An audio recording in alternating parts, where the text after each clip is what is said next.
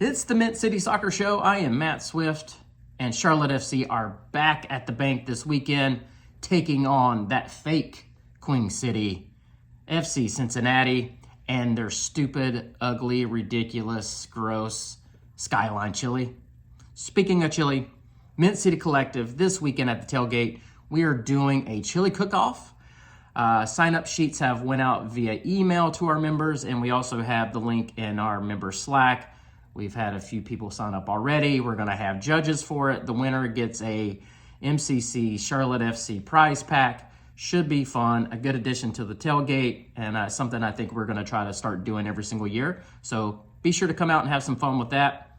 As you can see, and if you're listening to this on the podcast, I am wearing our purple crown jewel kit.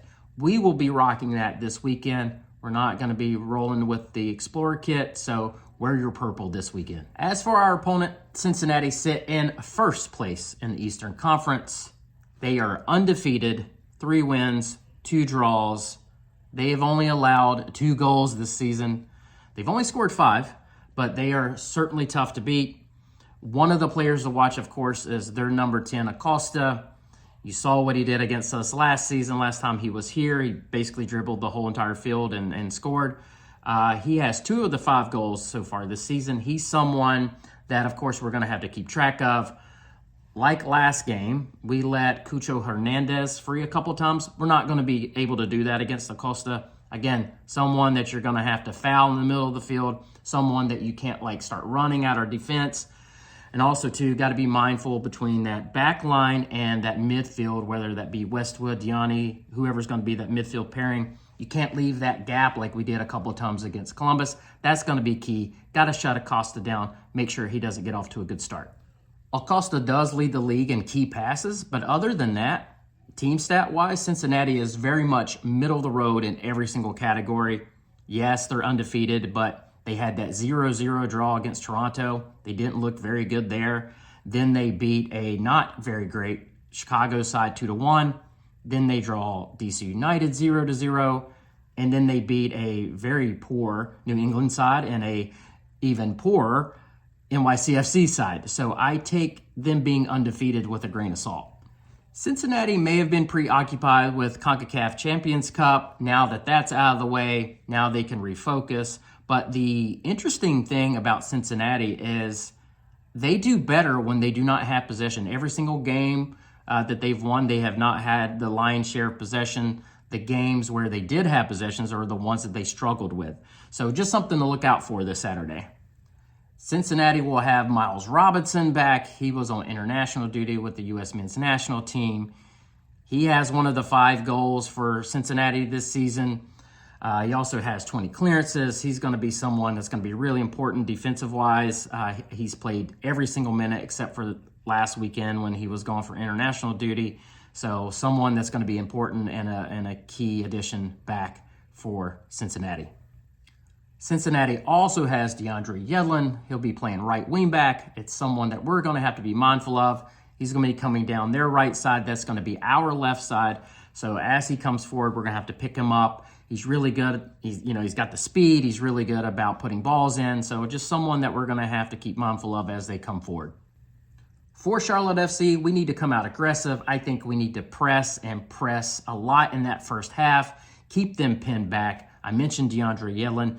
I want to make sure that he's not coming forward. As much as he could play defense, the better. Also, too, we're going to have the bulk of possession, and that's great. But something to be mindful of is making sure Cincinnati does not beat us on the break. We need to be defensively sound. We need to watch Acosta coming through the middle. He's going to be the key. Got to shut him down, making sure he doesn't have time on the ball, and I think we'll be okay. I would like to see Uranen come back in at left back.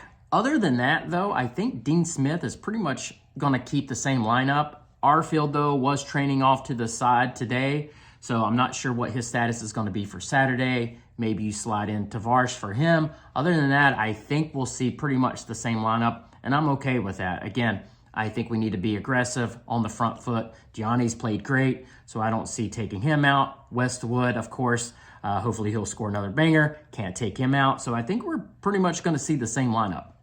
You might be wondering about Enzo Copetti. He is back in training and training with the main group, so that is good news. Again, I don't think he'll start this game, but at least he could be an option off the bench. And of course, the big question is, where is Lil Abada? He should be getting in today. Will he be in the squad Saturday? I'm not sure. I think there might be a little event for him next week. Some details should be coming out about that soon. So I don't know if he's going to be in the squad this weekend, but it's good to have him here. I'm very excited, but hopefully he'll be able to suit up for Saturday.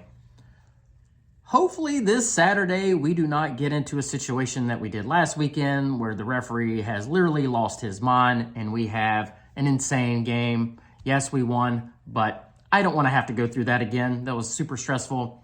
I do think this game will be a low-scoring affair. Like I said, Cincinnati has had trouble scoring. We sort of have been too. We both have 5 goals on the season. Cincinnati has not let in a lot of goals. Their goalkeeper is very, very good. So I could see this being a 0-0 draw, or even better, a Charlotte FC 1-0 win. What are your thoughts? Let us know. And guys, I will see you Saturday.